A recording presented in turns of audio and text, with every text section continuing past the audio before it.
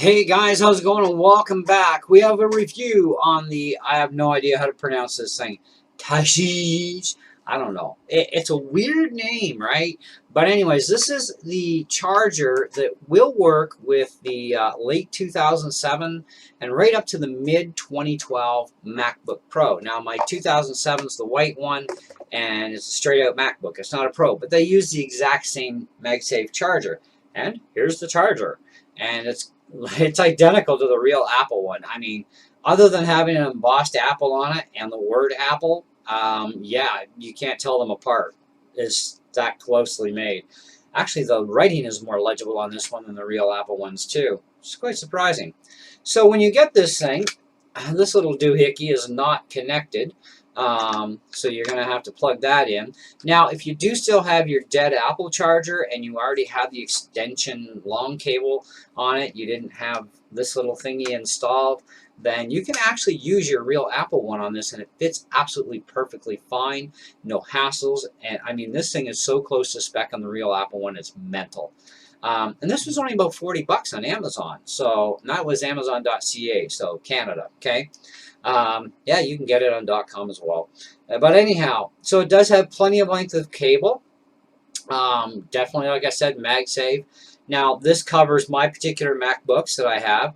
When you are searching out a power supply for your MacBook, whether it's a MacBook, MacBook Air, MacBook Pro, iMac G4, or iBook G4, or one of your iBook clamshells, whatever, you need to make sure that you specify what actual laptop you have in the search. I mean, keep it simple. 2007 MacBook power supply, or a late 2007 MacBook power supply, mid 2012 MacBook Pro power supply, mid 2013 MacBook Air power supply. Okay, and make sure you have the right connector as to what you're supposed to have as well. Same as the wattage.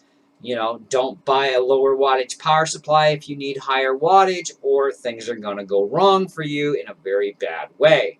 And I think that's what did happen to a few people based on the way they put their reviews out on some of these things, even from other companies. However, that's kind of a little bit of a guess on my part, so I can't confirm that 100%. But this is the 60 watt, 3.65 amp, 16.5 volt MagSafe with the L connector, and this will cover the late 2007 right up to mid 2012 for sure. You can check on Amazon yourself for your own, and it'll tell you what MacBooks particularly it works with. Now, this particular brand, as we can't pronounce, is one of several that are up there. And I did look at other ones, and some of them were a little bit cheaper. Some of them were a little more expensive, too.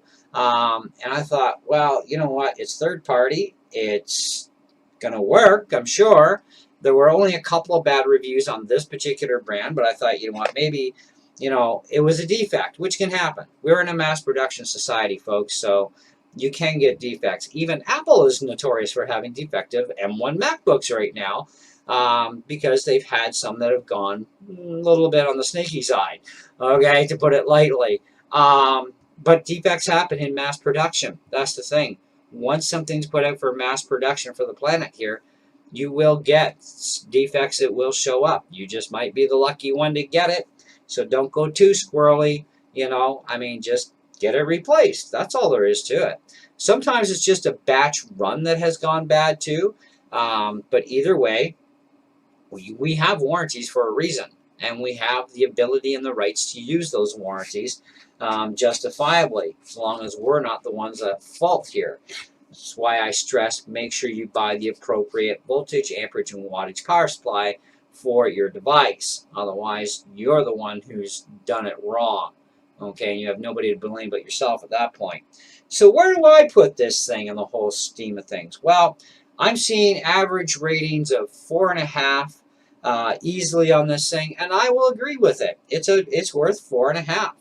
Nothing is perfect, okay? So you have to lose a little bit for the fact that nothing's perfect.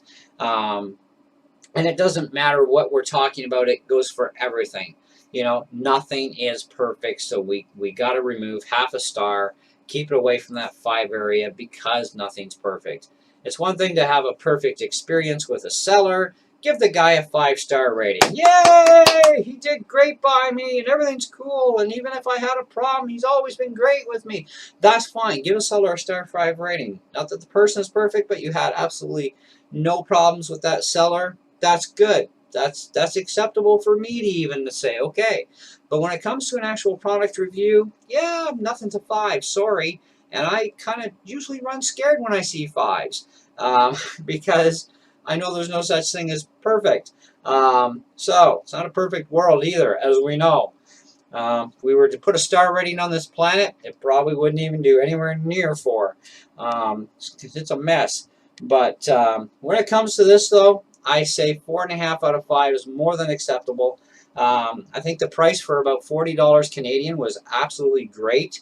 I mean, the real Apple one was $100 plus. And you know, I even read some bad reviews on the real Apple one. But that could have been a defective product, or it could have been they bought the wrong thing. And yeah, they toasted it because they tried to draw more than what it could supply, and which can also damage your computer too, which is another reason why you need that wattage in there. It's not just about voltage and amperage, it's also wattage capabilities. And if you have everything else, but you don't have enough wattage, things are definitely going to go really bad for you. Now, even after several hours of use, whether I'm using this to run the laptop without the battery kicking in, or whether I'm recharging the battery and using the computer at the same time, yes, there is going to be a slight heat level difference, okay? It's going to be almost cold, you know, very little warmth to it at all when it's just running the computer because the battery is charged, okay?